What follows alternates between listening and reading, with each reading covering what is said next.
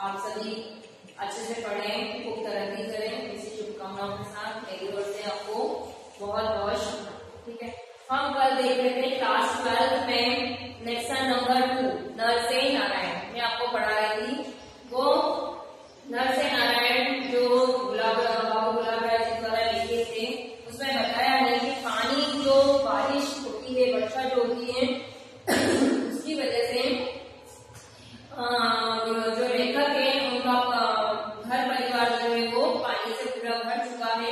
तो उस पानी से भरा हुआ घर में वो उन्हें ऐसा प्रतीत होता है जिस प्रकार से समुद्र के अंदर शेष नाग पर शेष सैया पर भगवान विष्णु विराजमान होते हैं, नारायण विराजमान होते हैं, वैसे ही वो अपने आप को भी उस परिस्थिति में देखते हैं और अपने आप को नर से नारायण कहते हैं। तो आज मैं इस पाठ की शुरुआत कर रही हूँ, आप सभी इसको ध्यान से पढ़ेंगे, मैं आपको पढ़ाते पढ़ाते समझाऊंगी।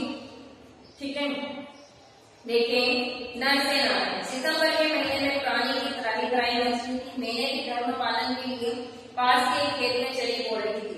ज्वार की पत्तियां हेट कर बत्तियां बन गई थी। मैं जो भी जीव दया प्रचारणी सभा का पूर्व मेंबर होने के नाते होती हाथ, किंतु अब तन मन मुरझाए में नौ उम्र पौधों की बेबसी पर और अपनी गाड़ी कमाए के 20 रुपयों की बर्बादी पर 2-4 आंसू बहा देता, लेकिन उनसे होता क्या?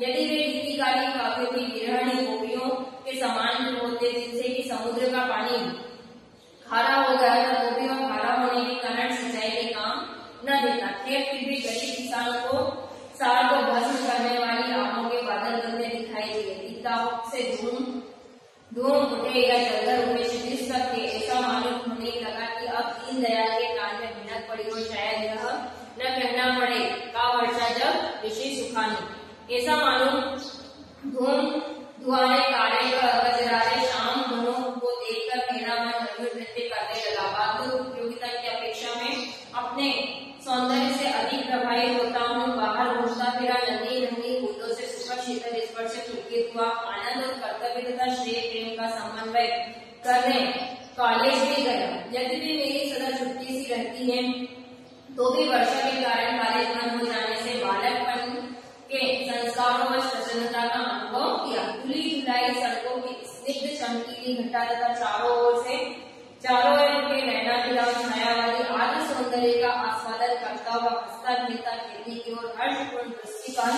करता हुआ उमंग भरे हृदय के साथ घर लौटा।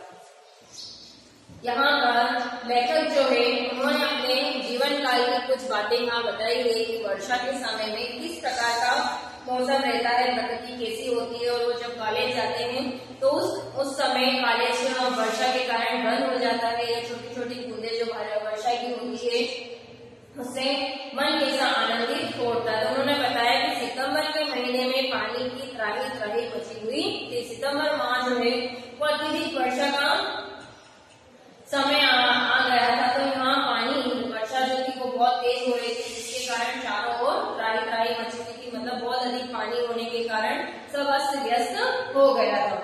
मैंने भी धर्म पालन के लिए पास के एक खेत में चरी बो रखी थी। तो धर्म पालन को अपना जीवन यापन करने के लिए उन्होंने पड़ोस के ही खेत में चरी, गाय को जो चारा वारा खिलाते हैं, वो उन्होंने बो रखी थी।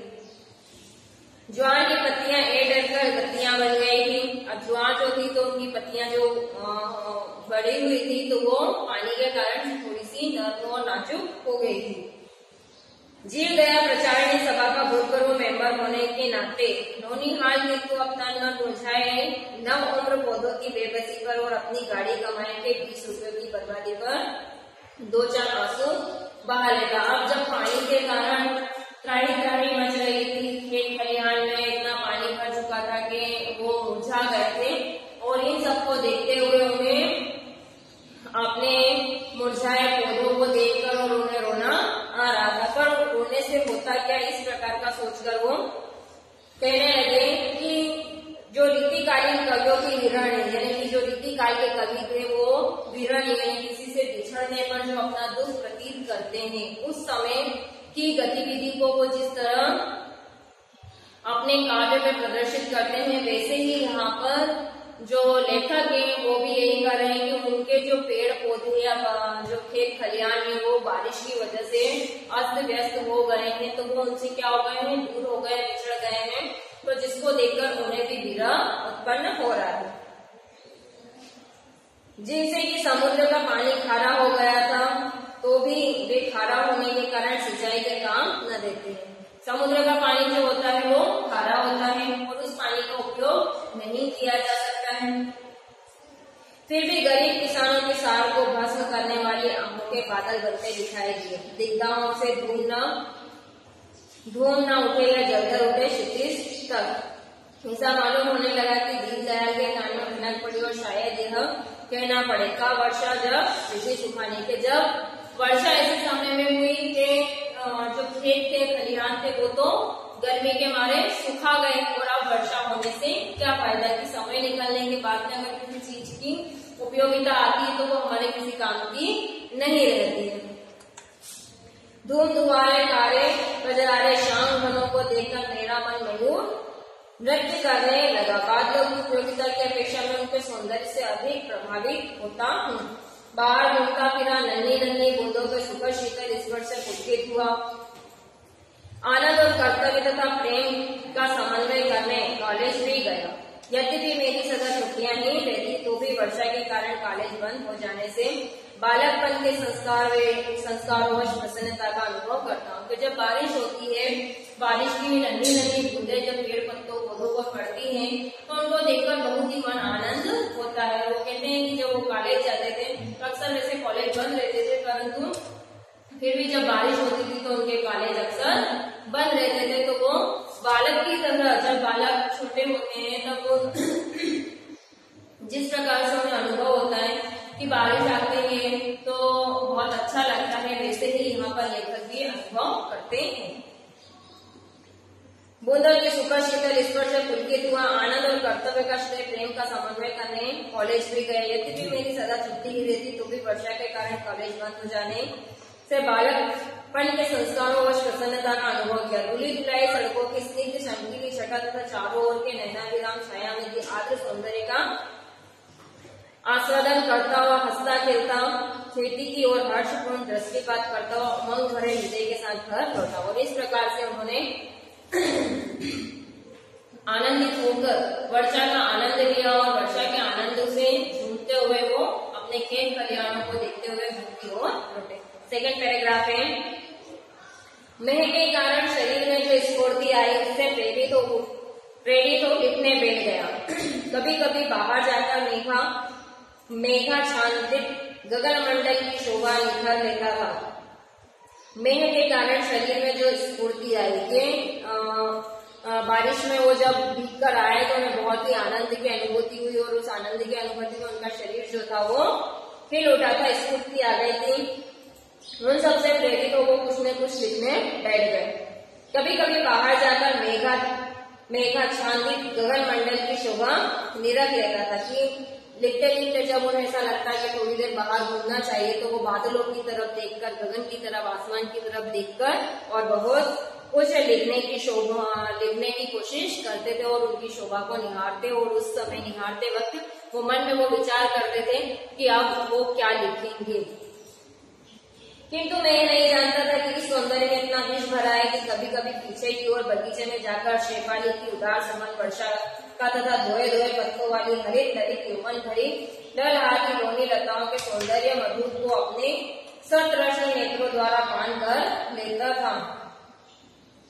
इस प्रकार से वो वर्षा का आनंद तो लेते ही लेते थे, लेकिन वर्षा के आनंद के साथ साथ जो वर्षा होने के बाद में हरे भरे पेड़ पौधे पत्ते लताएं जो उन्हें नजर आती थी, उन लताओं पर बेलों पर जो ओस की बूंदे या बारिश की बूंदे होती थी और वो पत्तियां जो धुल गई थी, उन्हें देखकर उन्हें बड़ा ही आनंद आता था। पीछे की तरफ प्राय 1 फुट पानी भर गया था।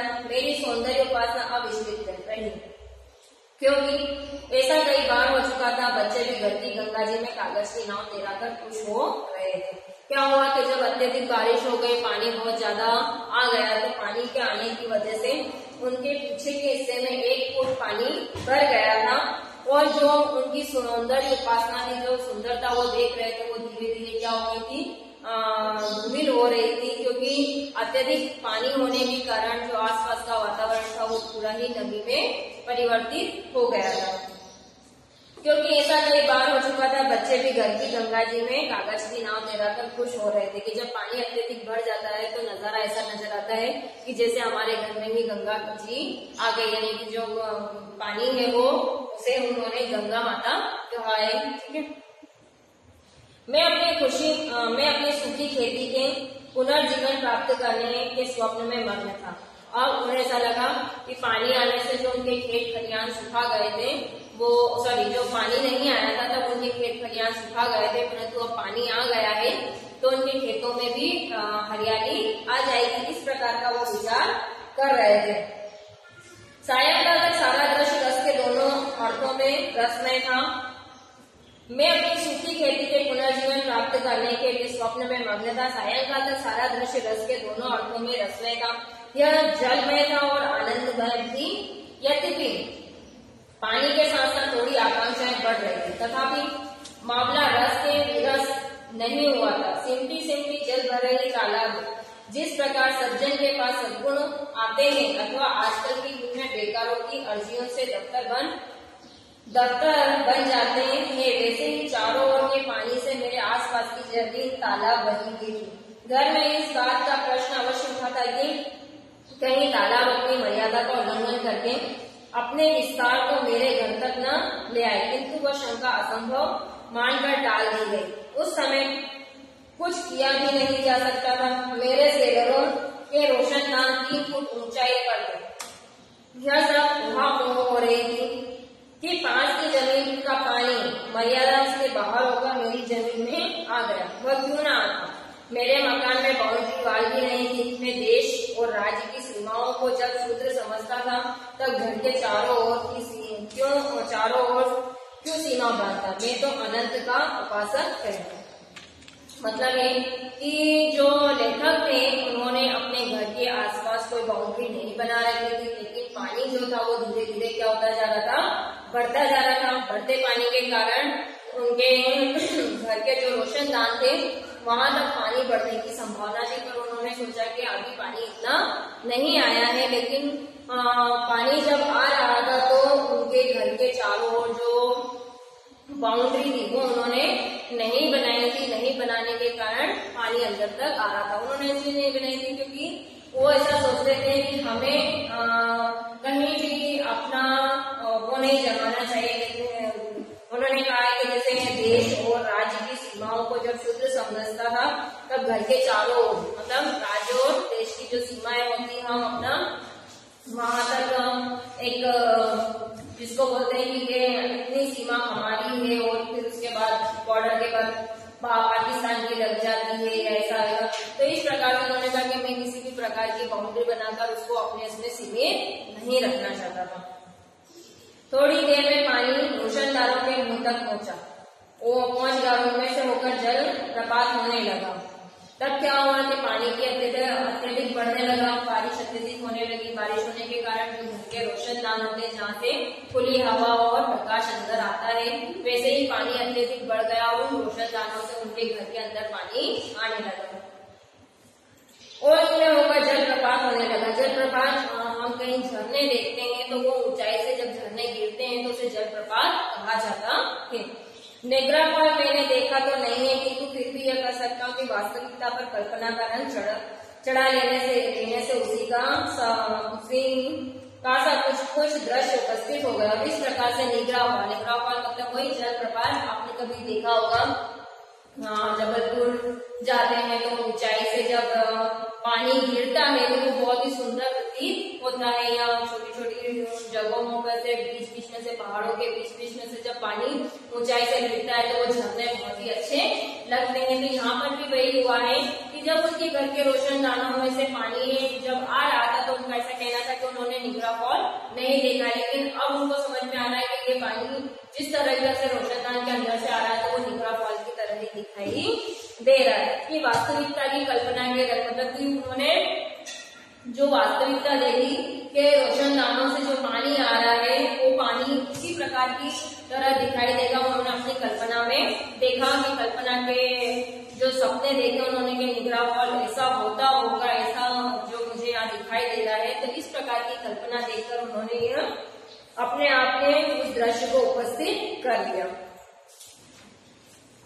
मैं अपने तक आने के रोशनदानों पर गर्व किया करता था कि उनके कारण सायंकाल को भी वहां बैठकर लिख पढ़ सकता हूँ। वो अपने रोशनदान बनाए थे उन पर फक्र था उन्हें, क्यों? क्योंकि उन रोशनदानों से हमें स्वच्छ हवा और रोशनी आती है, और रोशनी आने के कारण संध्या के समय, शाम के समय भी अगर हम घर में बिजली का या लाइट का उपयोग नहीं करें तो भी वो उसमें बैठकर लिखने और पढ़ने का कार्य कर सकते थे।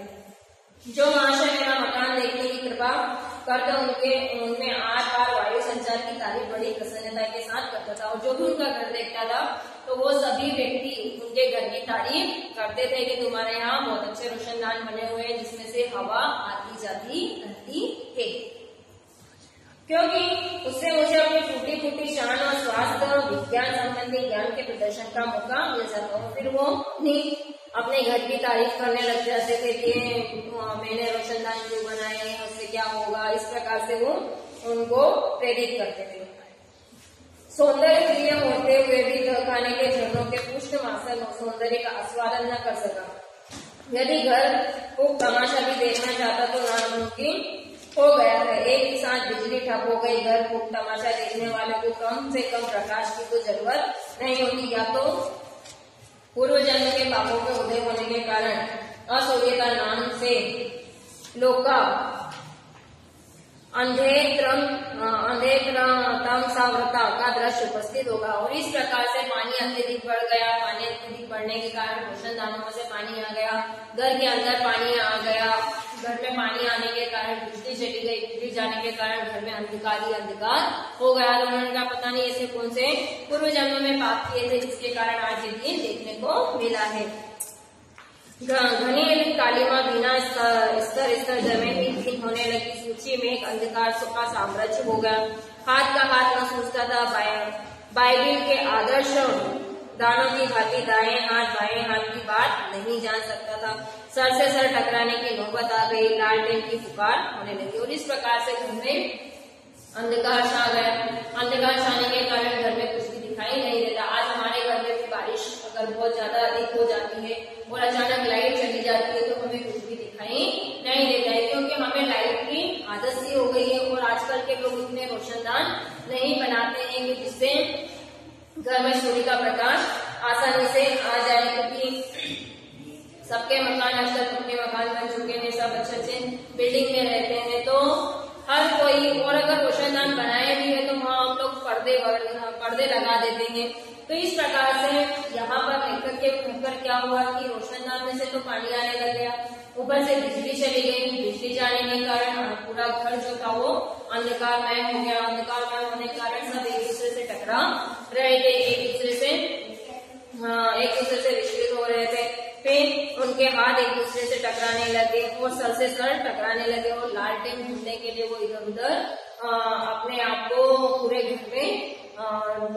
घर में वो एक दूसरे से लालटेन और माचिस या मोमबत्ती के लिए गुहार कर रहे थे, पर पानी की अत्यधिकता होने के कारण कोई भी सामान नहीं मिल पा रहा। ठीक है, तो मैंने यहाँ तक आपको समझाया है नर से नारायण। इसका आगे का पैराग्राफ हम कल देखेंगे। Okay, thank you.